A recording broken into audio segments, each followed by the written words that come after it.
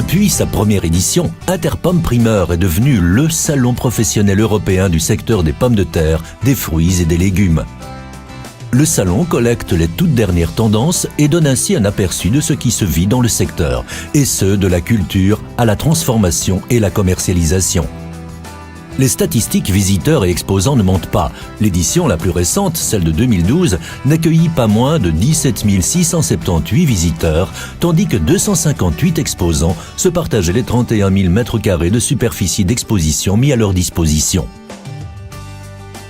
Remarquons à ce sujet la croissance de la présence internationale au salon. Pourquoi un intérêt aussi vif pour Interpomme Primeur ? Quelle meilleure façon de le découvrir que de le demander au secteur lui-même, c'est-à-dire à nos exposants. Het belang voor ons voor deze vakbeurs Interpom is dat wij proberen nieuwe klanten te werven en onze bestaande relaties te laten zien welke nieuwe producten dat wij op de markt brengen voor aardappelen, uien en groenten en fruit. En het mooie van deze beurs hier in België is dat je de hele supply chain op deze beurs aanwezig hebt. Zowel van de rasontwikkeling, maar ook helemaal naar het eindproduct en alle schakels die daar tussenin zitten.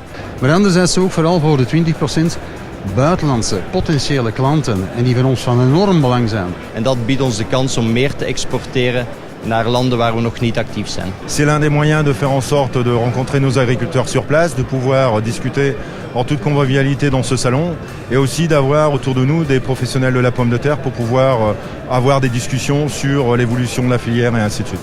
Wij ontvangen hier onze telers en we zoeken steeds nieuwe telers om hoogkwalitatieve aardappelen te telen. En je zit heel mooi geconcentreerd tussen Frankrijk, Nederland, Duitsland en aan de andere kant Engeland. Dus het is eigenlijk een hele mooie pleisterplaats om hier aanwezig te zijn en om al die contacten hier op te doen. As a new source for the worldwide potato industry, we have a very good overview of what's going on in terms of events for the potato industry worldwide. Interpom Primeur is definitely one of the top events for this sector. I think it's even fair to say that's the largest indoor event. Nous distribuons du matériel de conditionnement pour la pomme de terre, pesage et tout type d'ensachage.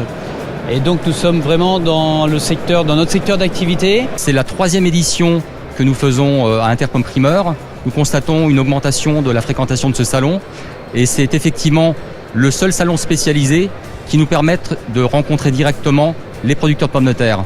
We chose Interpom Primeurs as our first foray into Europe to attempt to find distributors and partners who would want to work with us. Wat belangrijk is voor ons is het familiale karakter van het bedrijf, waar wij wel aanwezig zijn om iedereen welkom te heten en eigenlijk de relatie te onderhouden met al onze landbouwers. In 3 dagen hebben we kunnen praten met deze aardappeltelers. Want zo kunnen wij ook verder kijken om aan hun behoeften de beste oplossingen te geven, vooral naar gewasbescherming toe. Meer en meer afgeleide producten. Die afgeleide producten brengen met zich mee dat we ook nieuwe machines op de markt kunnen brengen.